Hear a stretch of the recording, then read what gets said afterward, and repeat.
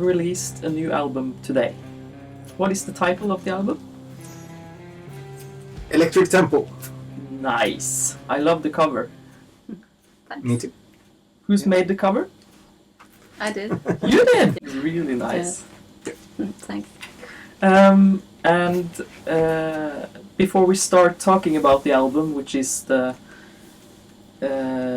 intention of this interview, I think maybe we should talk a little bit about the past year that's been. It's been a year full of a certain virus, regulations, restrictions, and all that comes with it, and no gigs. So how has it been to release an album during this time? We're stuck like everybody else. So yeah, but it's we've received some really good reviews and seen some nice comments about it, and yeah, it's fun, but it's not as fun as it could have been. Agreed. Yeah. Yeah, and most of all, it's like we miss playing live and meeting people and like everyone else, and seeing live music ourselves. So for the most part, but we've had time to make more music, so we haven't been wasting our time. We've been recording some more and writing more, and You spent your time in music, Yeah. so that's great. Have you been writing any of this album, any of the songs during this past year, or was it finished earlier? Or yeah, we kept writing up until the summer when Yeah. we recorded it this summer. I think Yeah. a couple of the last songs we wrote quite close to the recording. And yeah, started writing it like early 2020 and kept on, Yeah. for 6 months or something. Yeah, Most of the album is made during the pandemic, yeah. basically. In your press notes about the album, you speak of Jimi Hendrix and his view upon music. What do you mean by this? How is that relevant to your music, or the processes of making it? Or can you speak a little bit about that? Yeah, well, he said that he called his music electric church music because he said it felt like a religion to him or to them, and that's very like much how we see our music. It's like we've almost like we could call it our temple, because in music we find so much of what other people seem to find in religion or different kinds of spirituality, and we find like everything from comfort, hope, transcendence, community, joy, ecstasy, and yeah. Yeah, and it's also a transformation of intent. Our intent is transformed through our actions with the sound waves into the heart of the listener. Yeah, and that's also something that Saint Jimmy said. He was making noise to wake people up and to spread the love. Yeah, so that's what we're trying to do. It's Yeah. great words. Great words to a great record. So Yeah, I think Jimi Hendrix, what he achieved in his short lifetime is yeah, it's exceptional. yeah, you kind of wonder where would he have been today if he had lived. Yeah, Yeah. definitely. Yeah. Okay. I want to talk a little bit about your musical expression in this album. How is this different in the musical journey you've had so far, you think? Well, I feel like we can have built a lot of how we have made the music and written it upon the experiences we have from the two previous albums. So not like we have used a settled method, but we have learned more how we work well together. Yeah. And what tools to achieve the sound we want, sort of. And and be more focused on dynamics and tempo and stuff like that. Not just write, the cool riff, but also make it a cool song. More now than before. Is it something that happens when 3 people or more people play together over a longer period of time? Do you think that you feel more safe and comfortable with each other's playing now than before? And maybe that's had an effect on the writing or the playing? I hope not. No, but seriously, I think being comfortable is a bad thing in creativity. I think you should be outside of your comfort zone. Yeah. So that's really interesting. In that way, yeah, I agree. But at the same time, I think it's good to be comfortable with the people you do it with, because I'm less afraid now of trying out stuff in front of them than I was in the beginning, because I'm quite shy and I'm like, how's this going to sound? I don't know until I open my mouth maybe, and I'm like, that makes me nervous. But when we're comfortable with each other, it's not an issue anymore. I think we push the boundaries a bit more than when we weren't so used to each other, and so now we feel more secure on how far we can push each other. But we do we do push each other. Yeah, that's a good thing. Yeah, I think you should push each other. Not always pretty, but I think the result is testament to it being worth it. Yeah, but I don't think we're kind of. It's not just like something that we do after work to have fun. It's like it's a process. And it's serious. Yeah. But if it is too serious, isn't that like something that can? I'm just talking from my point of view. Something that can stop the creativity, or because if I don't, but that's how I see it when I play music. Like it has to be some kind of fun in it. And that's the dynamic within the band.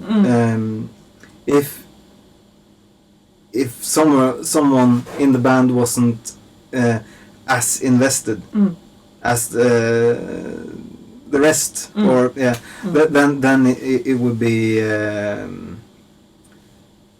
I think it would be damaging the creativity. But in our case, we have all are very interested in doing this and doing it proper and you share the same ambition. Yeah. I think this is really of course this is going to be about the album, but I think it's interesting to discuss these kind of things because it's every band is so different from each other in like the reasons why they have the dynamics that they have. But as long as it works for you, that's the most important thing, I think. How do like the musical processes in making a song come forward? Like, do you all write together, or one and then the others follow, or? It's different from song to song, really. Yeah, it's a combination. Oh, there's not one method. We all write separately, but we also, especially this time, we had some sessions that we wrote together for the first time. We gathered, like, we had weekends where we just we wrote together and recorded pre-prod demos and worked on those.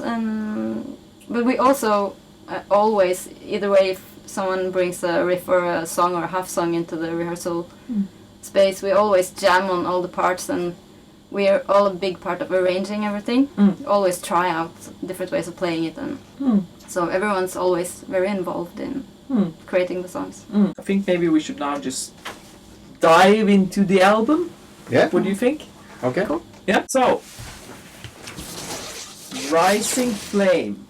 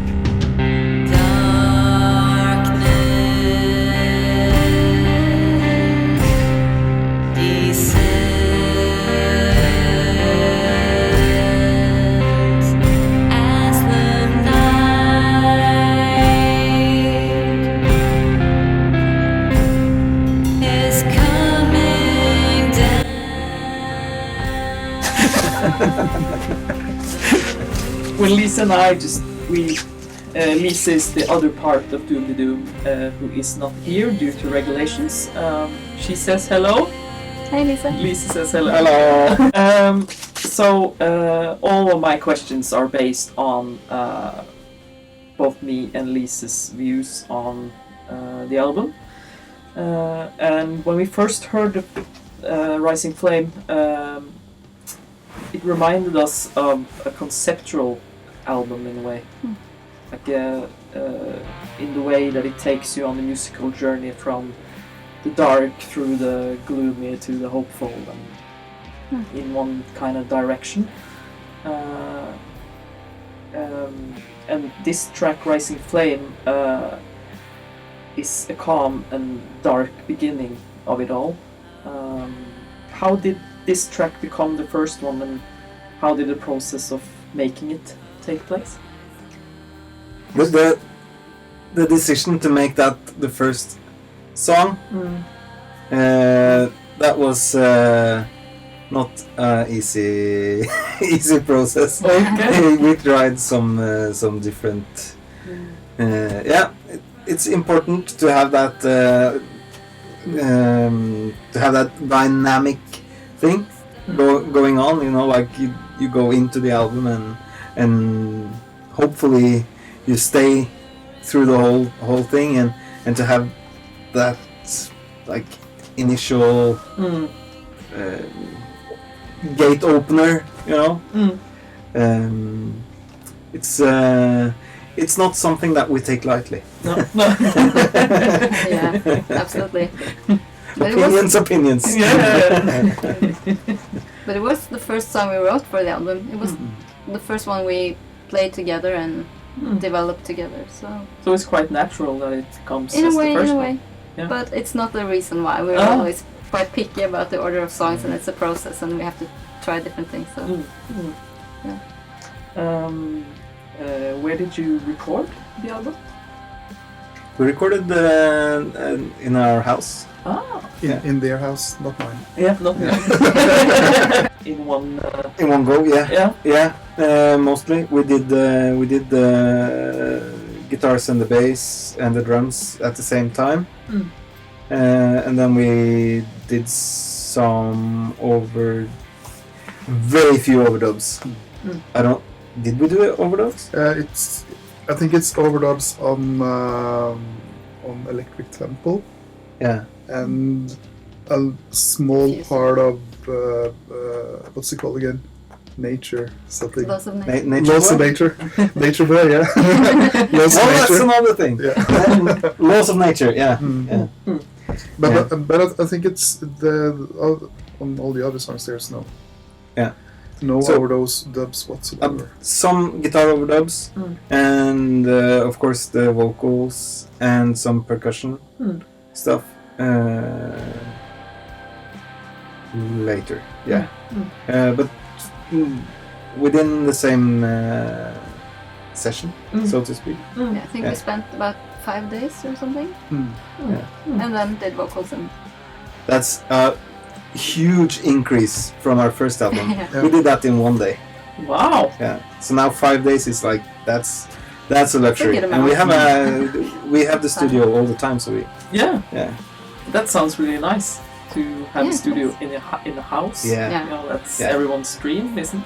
Yeah, Yeah. I've maybe always, not our neighbors though. I've always had the dream of having a drum kit in my house and also a piano. And now I have not only one drum kit, I have two drum kits, and I have not only a piano, but I have a grand piano as well. Yeah, living the dream. Living the dream. Over to the next track of the album, Electric Temple. Electric Temple. Electric Temple. Yes. And this is actually your first single. Yeah. And here I want to draw a picture of what me and Lisa Doom de Doom, what we heard. Like everyone get like different references when they hear music, and it's also can be quite funny to hear what people what kind of suggestions people have, but so don't be like offended or something by Okay. this. I'm intrigued. No, but you never know if it's not that I think this band is bad. It's not, but me and Lisa actually thought about the same thing, and it was if I say "Harvester of Sorrow," that's a song title. Is that a song? Metallica. You recognize? Yeah. Metallica, yeah. Is that a song you recognize? Not with this song, no. No, no. So.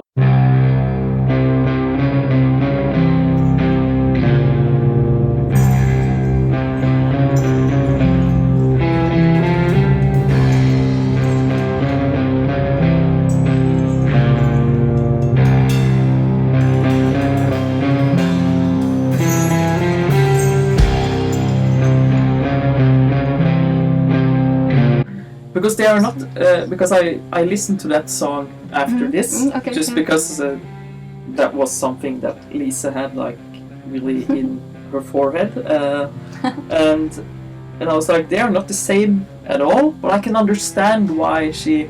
It's something about the mood of the guitar riff or something, but it's totally different. It's not the same, but it's just funny how. Certain sounds or moods or ambience often can give you some feeling of something. Yeah. Yeah. So it's quite individual, I think. Yeah.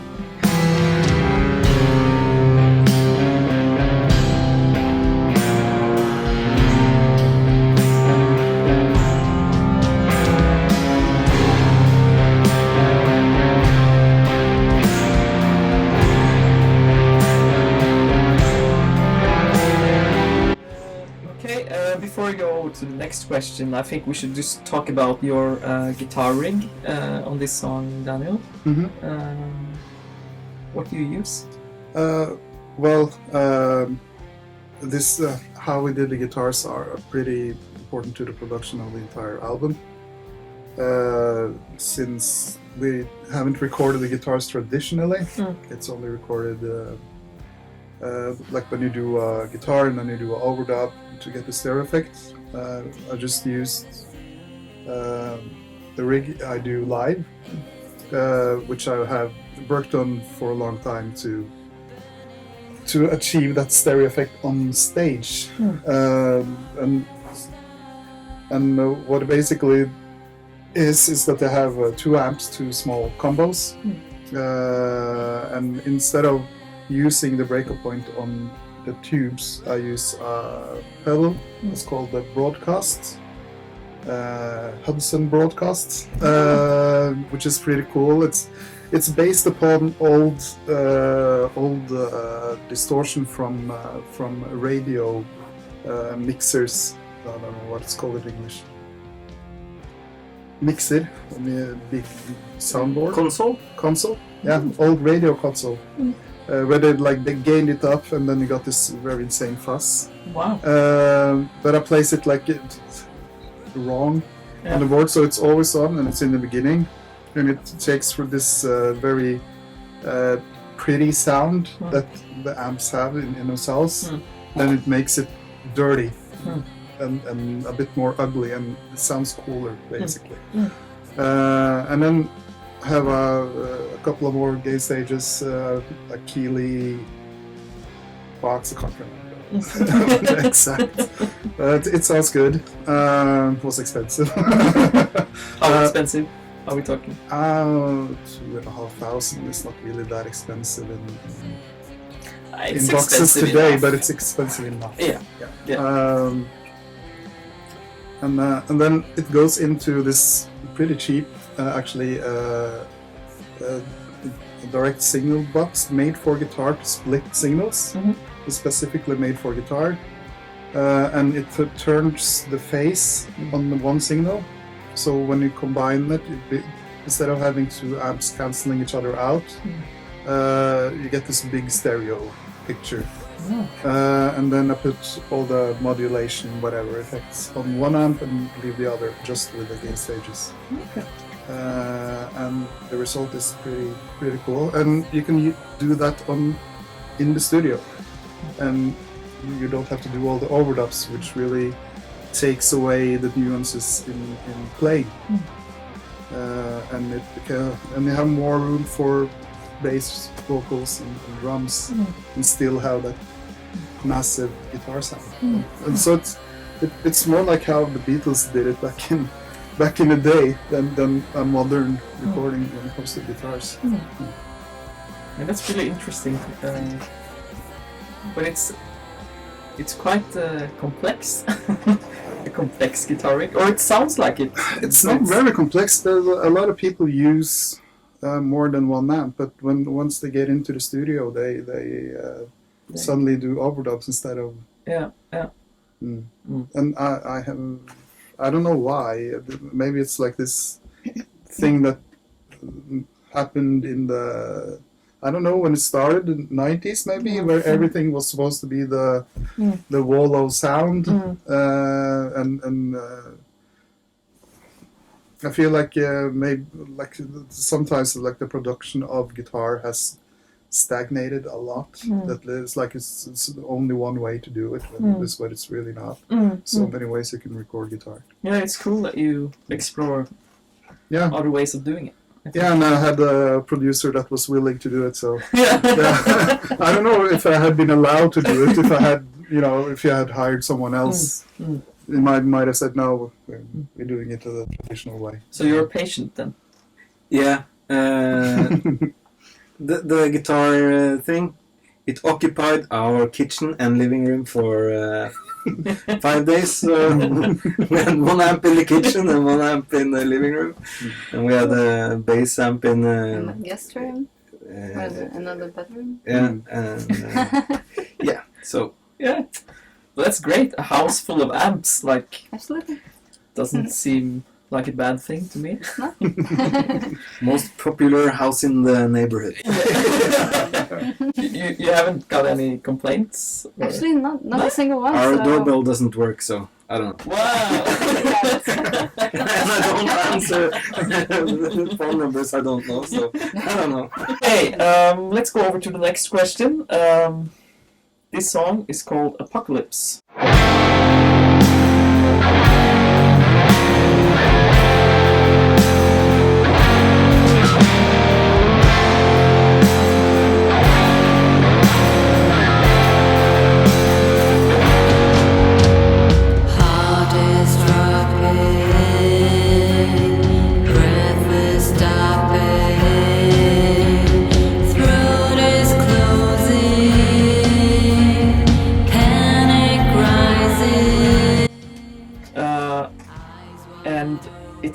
second single of the album, and when you hear this, it's quite clear that the theme involves nature and how humans destroy it.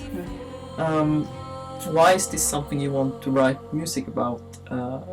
What's like the purpose with the lyrics and the song itself, do you think? It's not a secret that we feel nature very deeply, and we're very concerned about nature. And the song actually came to be one evening or a night when I couldn't sleep. It's about a sort of panic state about the fact that the planet is burning, and it was especially the last couple of years, the fires, the Amazon fires, and the Australian bushfires and Californian fires, which were like bigger and more destructive than ever, and it's just getting worse and worse. And I just, one night I couldn't sleep over it. I was just feeling it so deeply, I almost like a panic state myself, and I was thinking about all the individuals, not only humans, but all the individual animals it affects. You hear like, well, yeah, we lost like 50 million animals in the Australian bushfire or whatever. I don't remember the exact number, but it was mind-blowing amounts. And I think the fear of every single animal, like running from fire for their lives, and I was like, it was just a thought I couldn't shake, and I got up and I wrote the lyric, and it's something that concerns me and us a lot, and I don't know if we think the purpose of it is, but if we can in any small way contribute to people caring about it, and that's, I don't know, the best we can hope for maybe, but yeah. It's not like we're a political band with a message. The only message is love. We use music to deal with the feelings and things that are happening in the world in general. Yeah. So So it's like an everyday tool for you, not like Writing, you mean? Yeah. It's like something you need in the everyday life. Like it really helps deal with stuff, and it's also in, I don't know, it also just comes from itself almost. And that's the from best some thing. feelings of from inspiration comes of It's really difficult to just sit down with a desk and say, now I'm gonna write. Now I'm going to be creative. Yay! Yeah. So that's how it goes. I think it's nice that you actually and then you go and do it. Like some people are like, that could have been a nice idea, and then they just put it away. And it's hard to put away, I think. Yeah. So you're kind of good at living in the moment in that way, maybe. If sometimes I get melodies or riffs in my head when I'm on the train or I'm walking to the grocery store or in the shower or whatever, and if I'm not at home and I have a guitar nearby, I often try to I go into a quiet corner and I would sing in a little riff on my phone just to store it. So I do the same thing. Later. Yeah. I have all this kind of whistle things on my phone where I'm standing in the toilet and it doesn't really sound nice. No, it's really, enough to remember. But it really makes sense in the moment. When listening to it later, sometimes it doesn't really make sense, but sometimes it does. It depends on the quality, I think. You should always carry a guitar with you, actually. Good point. And this mini guitar, they should have made them by now, I think. I've tried some on the phone. You have some apps where you can have piano and stuff. Oh yeah. Yeah, but it doesn't work. No, not like that. No. Okay. Do you think on this next song we're talking about Moonbather?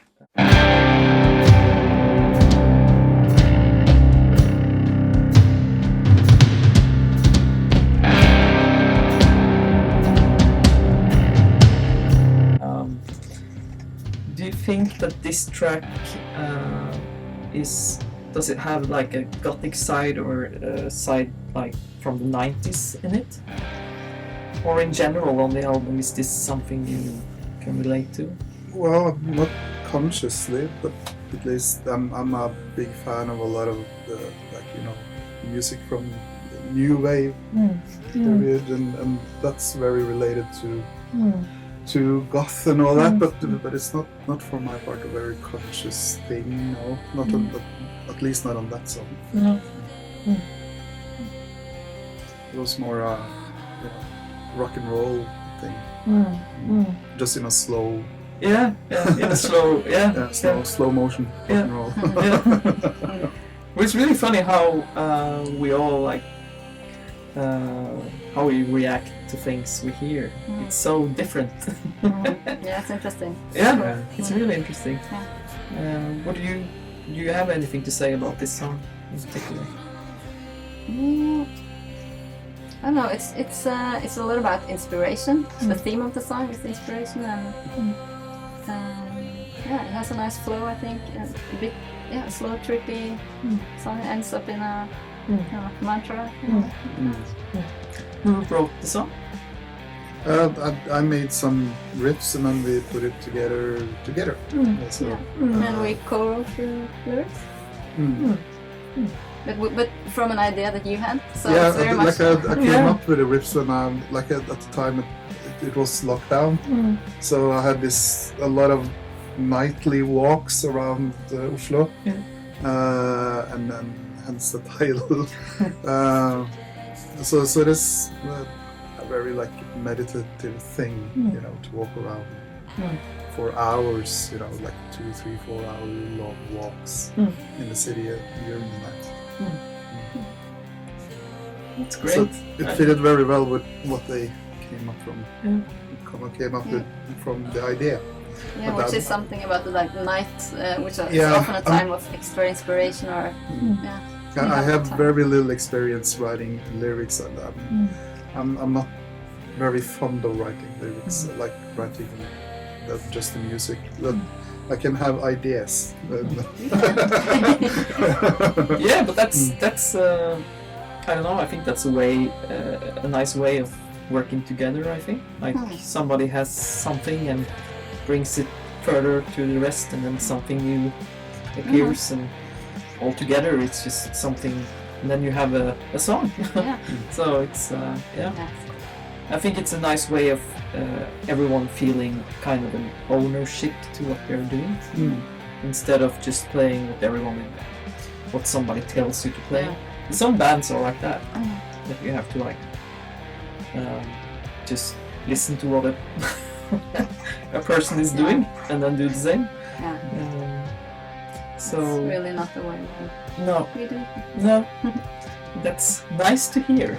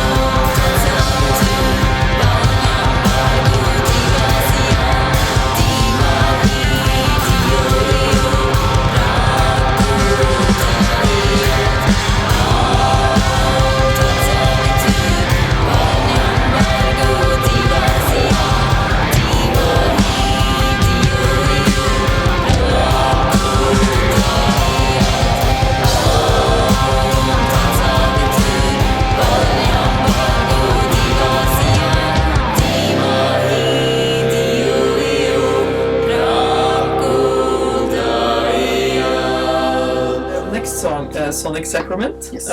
This track was the track that both me and Lisa, we listed this as a song with a huge mood change in the album's overall soundscape, like transition phase, where you go from like the dark towards gloomy but hopeful direction, if you know what I mean.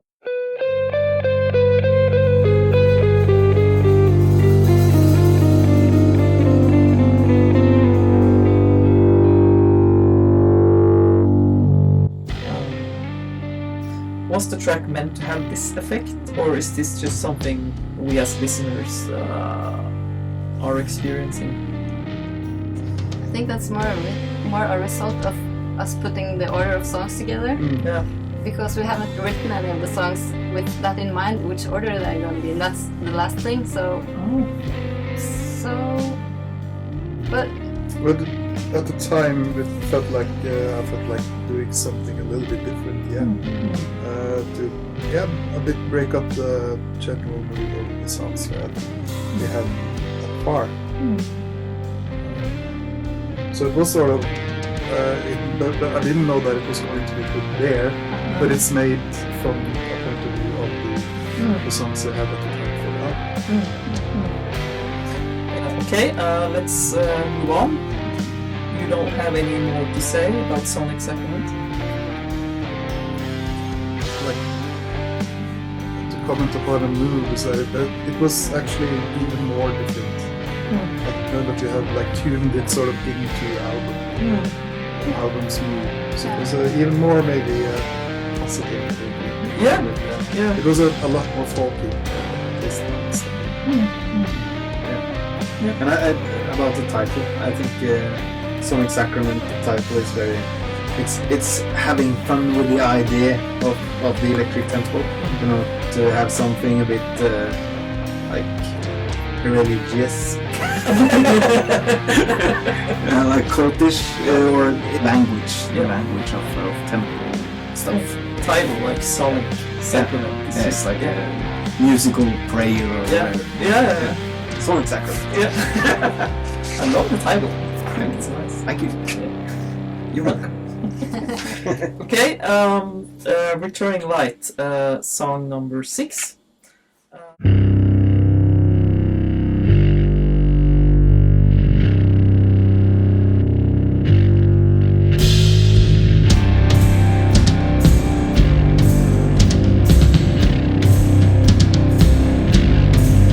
I think this track can be seen as hopeful too, just like in the direction you were talking about that. But this kind of like just through the title, like returning light, like you're returning to the light, sorry, after the dark or something like that. But also in the way that the rhythm evolves throughout the song, everything becomes a bit more groovy in a way. It feels more right and kind of joyful. Don't get me wrong with the word joyful. There's nothing wrong with joyful. No, all it's about not. joy. Yeah. Doesn't seem like it. But but there's kind of like a grey area. We're here, trying. you know, like what do you think of this? Is there? We're talking a little bit about the mood change earlier when it comes to the whole album. That it was not like with intention, but it was. But it is intentional, but not intentional. Yeah.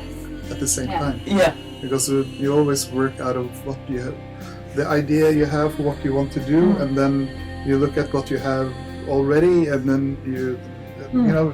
So it's sort of it's planned but not. Yeah. Yeah. We are working towards a Yeah. complete album, Yeah. of course, but a song at a time, and we focus on that song. We at a haven't time. like written down every single thing we're going to do. Yeah. So it's kind of important. I don't know how this is regarding like other bands and how they do it, but when like putting together songs for one album, like puzzling it together, like it's maybe important to you that it kind of fits together as a whole. Yeah, or not, to break it up, basically. So, and then how much do you want to break it up? Do you want everything to sound basically the same? Or, it's like that's choices you do, but you don't necessarily plan it too much. No. Because I think that would be revealing? No, in like if you want to be creative about something, you can't plan everything you're going to do in the song you haven't written yet, or in the process of writing. Yeah. Actually, we had planned to make this album or less dark, yeah, than life Life happens. Again. yeah. So and it turned out to be a very dark. Yeah, can't get rid of the darkness, you know. So it seems like it. Can't get rid of it.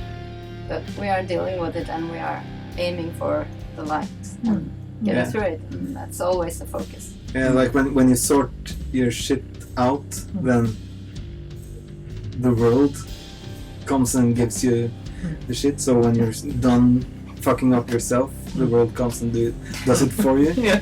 That's what happened now. Yeah. But I think it's nice that you kind of operate with like the light and the dark, like both sides, because that's something I can, I think a lot of people can relate to. Yeah, it's life. Yeah, it's life itself. So nothing is only joyful. So if it's just too joyful, I'm not in because it's Yeah. So I think it's nice that you. Yeah, I really appreciate that about your music in general. Yeah. So Keeping it real. yeah, keeping it real. Okay. The next question is about laws of nature, and we are now on song 7.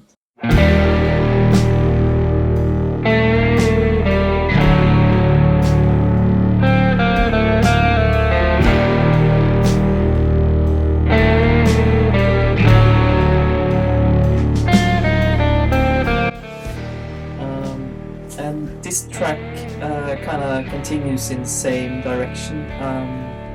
And here the lyrics are more similar, not like the same, but they remind me of Apocalypse, talking about nature. But now it's quite different because now the lyrics talk of nature as in a more positive way, maybe. Talk about the seasons and the laws of nature and how the year goes along. And can you explain the process of that song and the lyrics? Like, was it the same as with Apocalypse? In a way, because they came from a very intense personal situation and feeling. But the loss of nature represent that, the seasons come and go as they always have, always will. The light will come back again after the dark. Flowers will fade and they will bloom again. But it's also very much symbol of personal journey in a way. And the importance of like remembering that this will go on, it will happen again, the light will come back, and yeah.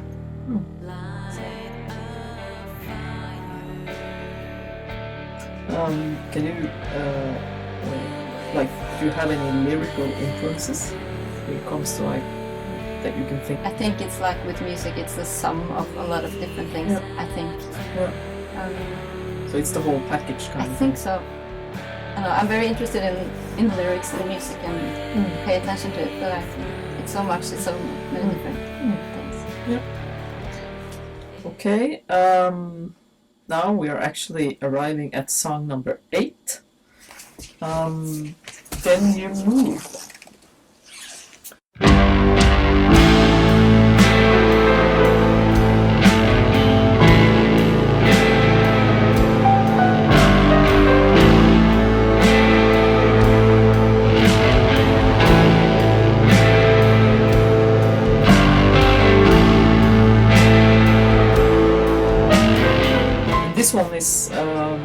This song presents a huge twist, I think, in instrumental dynamics, because you have like vocals and instruments where you have male vocals and piano as an instrument, which I guess you, Ole, had a role in. Can you explain to me why, how you write? When you write music? How do like ideas appear? Sometimes I bring a guitar to the graveyard. So, Wow! yeah, you know, Robert Johnson did it. So I'm sorry. I'm a very conceptual person. Yeah. If I. That's yeah. not a bad thing. Maybe not. I don't know.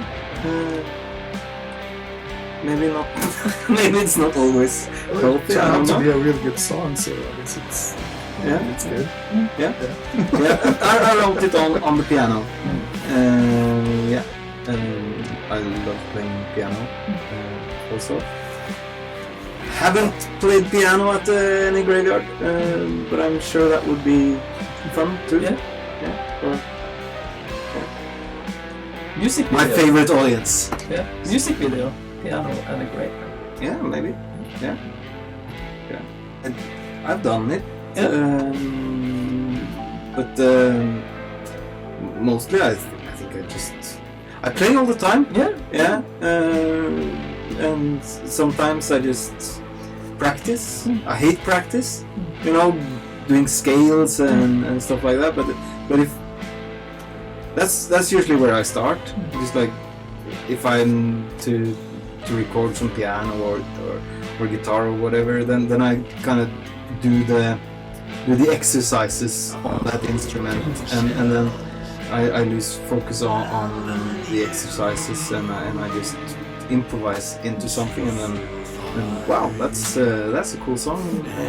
And sometimes I wake up with a song in my head. I've been writing songs in sleep, and then I just write it down, and it's not one process. It's Different ones. yeah. It sounds like music is kind of part of you in the everyday life. Yeah. Yeah. All the time. Yeah, I don't drink and I don't do drugs, so something has to take my mind away. Yeah. But I think using music as a tool, like I said earlier, it's a good thing, like because you can actually do it wherever you are, and you can especially if you bring your guitar with you. You should always have a guitar.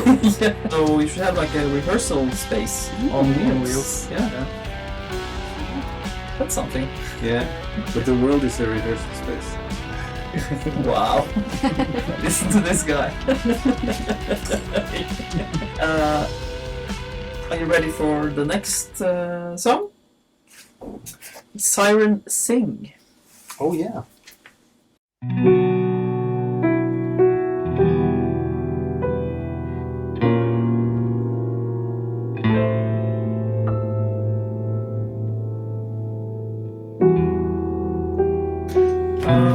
Now we are kind of slowly closing in on the album, and I think Siren Sing sticks out as different, like in lack of a better word, because here you have piano as like the main instrument kind of thing, and with your vocals on it.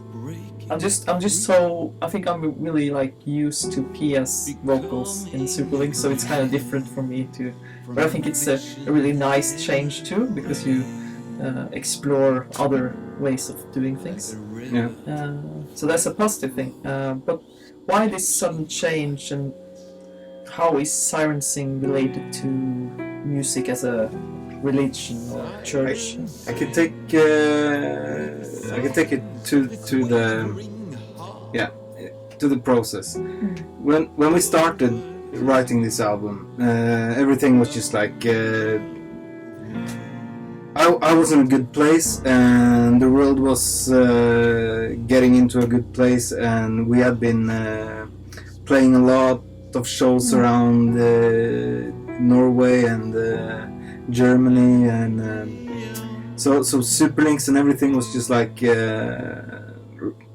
going strong, and I've been taking some measures in my own life to get into a direction more positive, and then while we were into this like very inspired and writing new music, and then my brother killed himself, and that destroyed me, and I couldn't listen to music. I couldn't do anything for a very long time. I was devastated, destroyed, and so we didn't do anything for quite a long time, and then when we started doing music again, I had to do this. I had to make this song because on the day when they found him, when they found the body, I also wrote music. I just sat down by the piano and this music came out. And this is also kind of it was a entry into the new process of writing this album. I had to write this song to get back into this album process, and then we started working again. But I had to include this on the album because it was my all and everything at that time. I was just concerned about this fucking tragedy. Yeah. And of course, when things like that happen, it's kind of all-consuming, and it's it's important to kind of give space to it too. I think, because grief is like something that hangs on for a really long, like your whole life, I guess. And I realize that now. It's like when it's the same thing with drinking. It's not like you quit drinking and then you're never gonna drink again, and then you're done with it. And it's not like when with the grief either, that when you're back to life, it's like it's normal again. No, this is the rest of my life. I'm gonna live the rest of my life fighting addiction, and I'm gonna live the rest of my life without my brother. And that's heavy. Yeah. But it's the truth. I think it's important to speak the truth, and it's very hard to do this thing not honest. But some people don't like dare to include it. In a way, I think it's really brave of you to do it. So thank you. Yeah.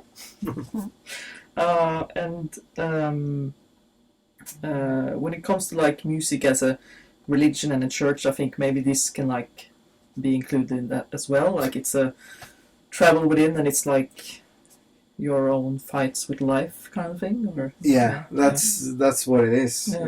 It's the important stuff. Yeah. It's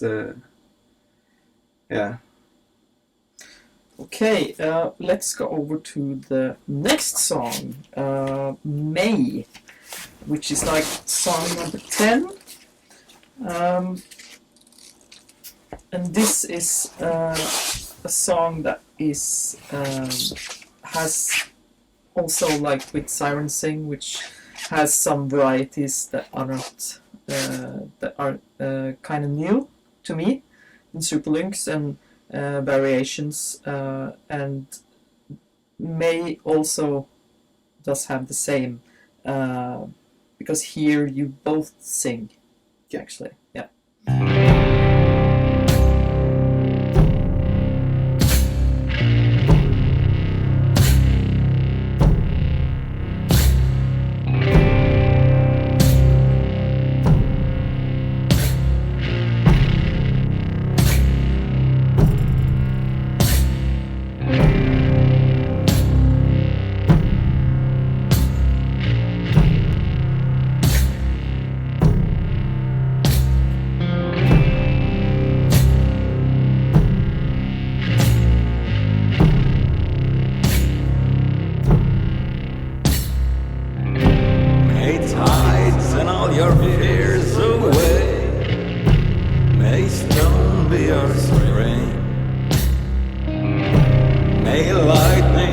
amplify you. May the worms in the earth and gravity raise you to blue. You all have like all this mood talking I was talking about, we've been talking about earlier. This kind of just happens in one song, like it happens on the whole record. But now on this last song, 10th song, it happens again. But now in one song. How did this track like come to life? And is there again, like you answered this earlier, if there was an intention of making this song the final track, the last chapter of the album? Yeah, it made sense to put it as the at the end of the album, like to me it's kind of like a blessing, you know. Yeah. Yeah, it's a blessing and about empowerment really. And it's felt good to give like a send off the album on a good note in a way. Actually, I disagreed with them. I wanted it as the opener because of the same reasons. Oh. And I also felt that you kind of captured the album so well. Yeah. But you know, it's different Yeah. ways of putting it But together. that's really interesting. Yeah. It's like you've been to mass and then you get the blessing and go out into the world. Yeah. Bring the divinity with you. Yeah. Yeah, because I just think it's. I think it made to have it as the last one. I think that was a good decision. I think. Yeah, I think like I was very like sort of waiting how to comment on which songs first and whatever until everything was done from the mix, you know, so I could listen to it properly and not jump to conclusions which I have done so many times before when you don't have the whole picture. Yeah. Yeah, but that's difficult. Like, Yeah, it is. and if you have like one idea, and like it's really difficult to just go out of that and see something else. So I speak of experience. We all have opinions, so it's Yeah, when like everything was done, I was totally in agreement to have Rising Flame. But I was very unsure how things were going to sound. Because we only had heard the rough mixes, and it's a different thing. Yeah, getting it. Yeah, and also getting a bit distance. Yeah, a bit of distance. Yeah, that's true. Yeah, it's hard to be objective. Yeah. It's, I had this little mistake. We hear everything. Can I do something about that now, please? But then you don't listen to it for a long time, and then you don't hear those details. So No, they sort of disappear. I don't know why. yeah, they disappear. It's like magic. Yeah. You know, all those details you are so convinced everybody's going to go, he really knows how to play guitar, and then they go away.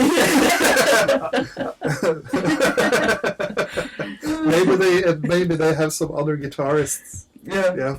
Playing. Secret. Yeah, secretly playing guitar. Is that kind of the? Yeah, it's mixed now. Is that kind Actually, I of did it. is that like the loop of the studio time? You know, like when you go through so many phases. I think it's not only writing the music, but also in the studio recording it. It's a lot of decision making and perspectives and Yeah, I think you have to put a lot of your anxiety about your own performances on the shelf and let other people decide if it's good enough or not. Yeah. If I had forced these two poor bastards to play until I was happy, they would still be in the studio, I think. Yeah. Isn't that a studio? They are very nice when I'm being a bit picky. Yeah. Mm. But it's difficult to know, like, when is enough, and when is it really good enough, because you don't have anything to compare it with, because you're making something new. So, like, Yeah, I think when you have rehearsed and clear ideas of what you're gonna do, Mm. then you will be very focused on perfection, Mm. because it's not like you intended it to be. Mm. Yeah, yeah, because it's not improvisation anymore. It's yeah, planned. yeah. Yeah. Well, To me, that's become my process when recording Mm. is mostly the idea, the music. Mm. That's what I'm recording, not the part. Mm. Mm. I'm not like when recording this album. I set my drum throne much higher than I'm used to, so that I had to be like very uncomfortable when I was playing. So I was not so focused on what I was playing. It's just like trying not to hit anything else but the drums. So to take my focus away from myself, Yeah. you know, Yeah. and into just the music and the song. Yeah. And yeah. And it's like when we recorded these songs, like I had a rough idea how to play them, and because it's like a combination of that, you know, the song, and then it's a lot of improvisation. And things you come up with there and then. So it's like keeping that in a balance, and if you're going to have like perfect takes on that, it's you know, it's impossible, you know. And often so are like mistakes that you do Yeah. Also something that can actually contribute in making it more alive and Yeah. You talked about poets or lyrical, lyricists. Leonard Cohen. Yeah. There is a crack in everything. That's how the light gets in. I've heard that one before. It's yeah.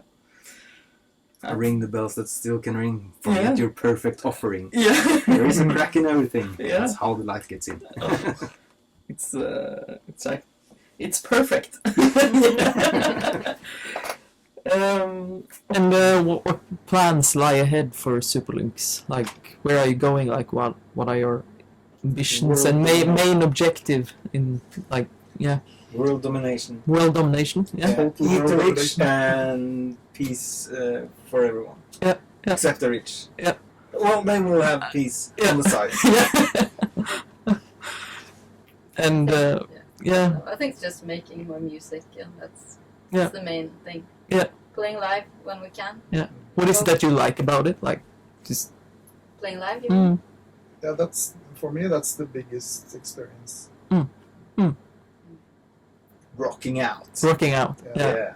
It's like creating in a studio has one feel to it, which has a lot of good qualities and all that, and but playing live, it's sort of a natural high thing.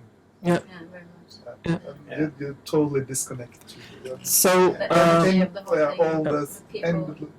the only thing that matters is that you're there with your friends and making this awesome. So the world can expect like a tour or something when things open up again. Would that have been something? We hope so. We really hope to play live a lot Yeah. when we can. It's hard to plan anything right now. Yeah, it is. Yeah, So we just this helps talking about it. You know, Yeah. just it's around the corner somewhere. Okay, thank you for having me. thank you so much. From Doom the Doom, and Lise says hello, yeah, even though she couldn't be here due to regulations. And to you out there, listen to Superlynx's new album, which is out today. On what platforms? Turntable. Yeah, Yeah, and the CD. And Siri, And And all the streaming sites. yeah, and of course my favorite, vinyl. Yes. So you know what You to choose. do. You choose. You know what to do. Just go ahead, buy it, and listen and enjoy. Yeah. Bye.